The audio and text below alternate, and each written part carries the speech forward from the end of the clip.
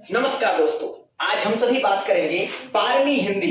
12वीं हिंदी जो 100 अंकों की हो गई है, इस 100 अंक की हिंदी में आखिर एक उत्तर पुस्तिका को हम कैसे लिखें, क्योंकि जब तक आप रिप्रेजेंट नहीं कीजिएगा, यानी कि आपकी प्रस्तुति गड़बड़ होगी, आप कितना अच्छा उत्तर लिखे हैं इससे कोई वास्ता नहीं।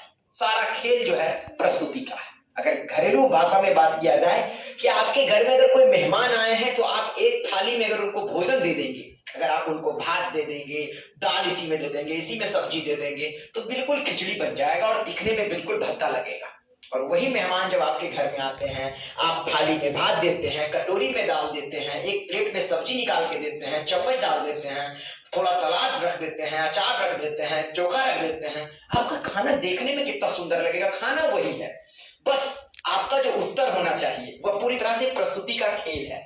जो व्यक्ति अपने उत्तर को अच्छी तरह से प्रस्तुत कर पाए, क्योंकि आपको पता होगा मार्केट का सच ये है कि जो दिखता है वही बिकता है, यानी कि मार्केट में चलने के लिए भी आपको अपने आप को दिखाना पड़ता है। आज आप देखते होंगे एडवर्टाइजमेंट का जमाना है, हर कोई जो है अपने प्रचार के जरिए अपनी बात को रखता है।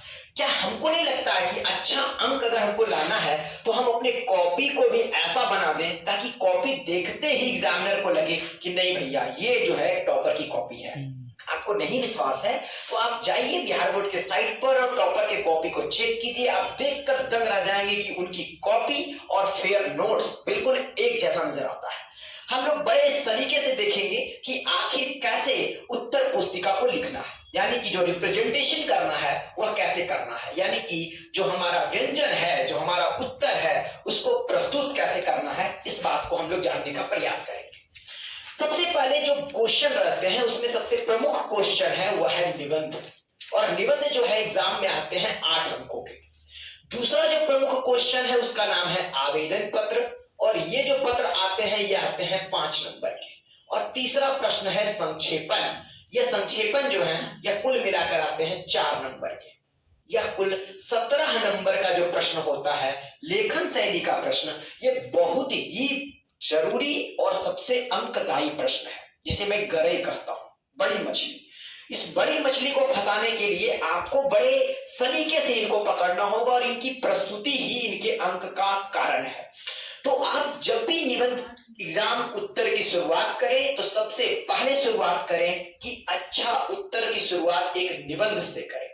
और निबंध जब आप सबसे शुरू में लिखते हैं तो आपको जो निबंध में अंक कट सकते थे वह कम कटेगा, क्योंकि शुरुआत में आपके हाथ जो है स्थिर होते हैं और राइटिंग थोड़ी अच्छी बैठती है, क्योंकि समय थोड़े से अधिक लगते हैं निबंध लिखने में। तो निबंध आप लिखिए और निबंध में अच्छे तरीके से लिखिए, कम से कम 300 शब्दों में, और 300 शब्दों का निबंध यानी कि 3 पन्ने पर निबंध लिखिए, और 3 पन्ने का जो आप निबंध लिखिएगा वो बहुत ही शानदार तरीके से लिखे होने चाहिए।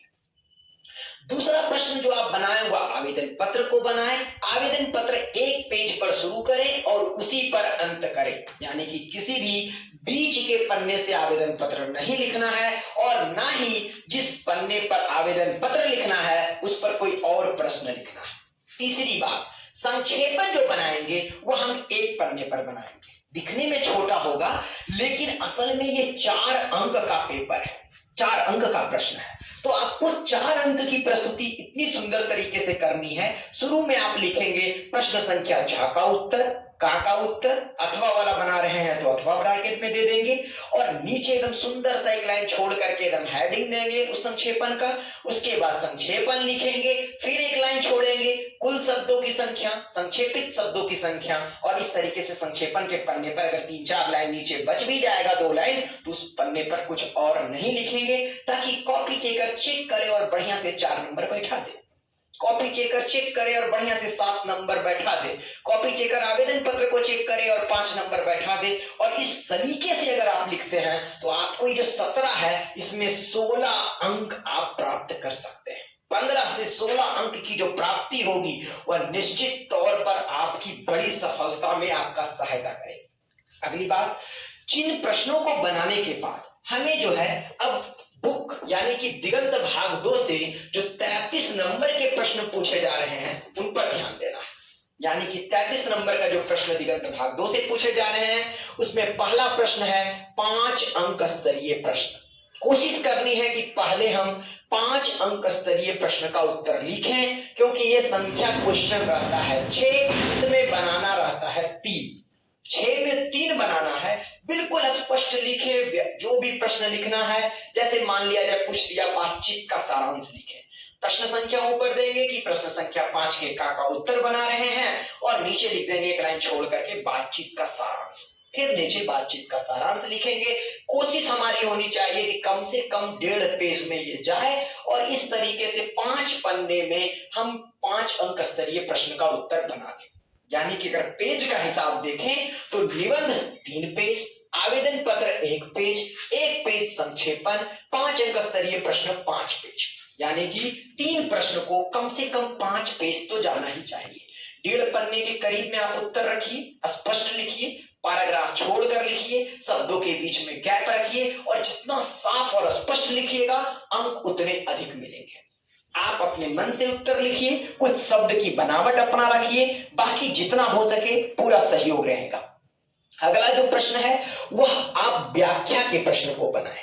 व्याख्या का जो प्रश्न होता है वह 2 प्रश्न होते हैं। यही एक ऐसा प्रश्न है जिस प्रश्न में आपको प्रश्न भी लिखने चाहिए।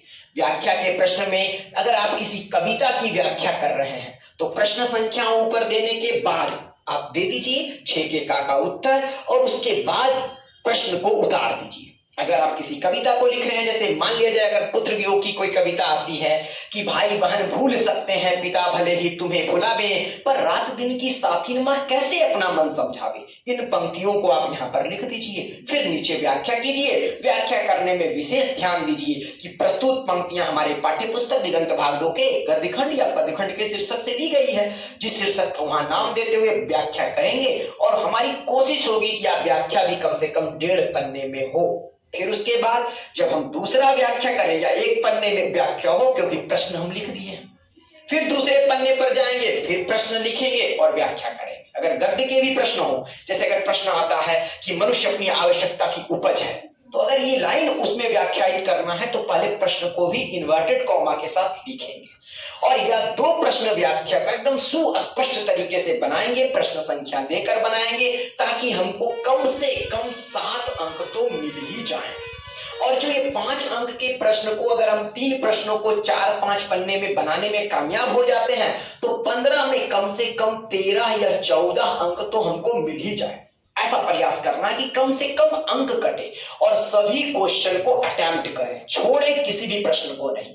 आप क्लासेस किए हैं, आप निश्चित तौर पे किसी भी प्रश्न को छोड़ने की स्थिति में ना हो। अगली बात, जब 2 अंक स्तरीय प्रश्न की बात करते हैं, जो क्वेश्चन की संख्या रहती है 10 और उसमें बनाना होता है 5, आप पहले बढ़िया से सोच ले कि किन 5 प्रश्नों का उत्तर आपको देना है, और उसमें आप हल्का हल्का मार्क लगा ले कि इन्हीं 5 का उत्तर मैं देने की स्थिति में हूं। जो उत्तर अच्छे से पता है वही लिखिए, चाहे आसान हो या मुश्किल हो। कभी भी ऐसा मत सोचिए कि मैं ज्यादा मुश्किल प्रश्न का उत्तर दूंगा मुझे ज्यादा अंक मिलेंगे, इस चक्कर में ना पड़े। जो अच्छा आता है बस वही बनाना सही होगा। 2 अंक स्तरीय प्रश्न को भी इसी तरह क्वेश्चन नंबर डाले, 6 के का उत्तर, फिर 6 के का उत्तर, और कोशिश हमारी होनी चाहिए कि 1 पेज में 2 प्रश्नों का उत्तर लिख करके आगे बढ़ेंगे। पहले प्रश्न का उत्तर, फिर दूसरे प्रश्न का उत्तर, साफ और स्पष्ट लिखें, फिर आगे बढ़ते चले जाएं, तो अंतिम में जो 2-2.5 पन्ना बचेगा यहां काम हो जाएगा। व्याख्या 2 से 3 पेज में, यानी कि इससे आप एक चीज समझ रहे होंगे जो मैं बताने का प्रयास कर रहा हूं कि हर प्रश्न जो नया प्रश्न है वह नए पन्ने से शुरू हुआ है, और इस तरीके से आपकी कॉपी का जो उत्तर होगा वह बिल्कुल स्पष्ट होगा, घिसमिस नहीं होगा, और एक साथ आपका 3 प्रश्न एक साथ लिखें, 5 प्रश्न एक साथ लिखें, इस बात का विशेष ध्यान रखें। और कोशिश अगर कर सकते हैं तो निबंध, आवेदन पत्र और संक्षेपण, ये तीनों को एक साथ बनाने की कोशिश करें, ताकि एग्जाम हॉल में पेज का जो मैं वर्गीकरण किया हूं आपके सामने वो स्पष्ट तरीके से आपको देखने को मिले, और आप बहुत अच्छे तरीके से उत्तर लिखने में सक्षम हो जाएंगे। उम्मीद है कि आपको मेरी बात समझ में आई होगी। और भी कोई अगर सवाल आपके मन में है तो कमेंट सेक्शन में जरूर बताएं। वीडियो देखने के लिए आप तमाम दोस्तों का धन्यवाद, बहुत बहुत थैंक यू वेरी मच।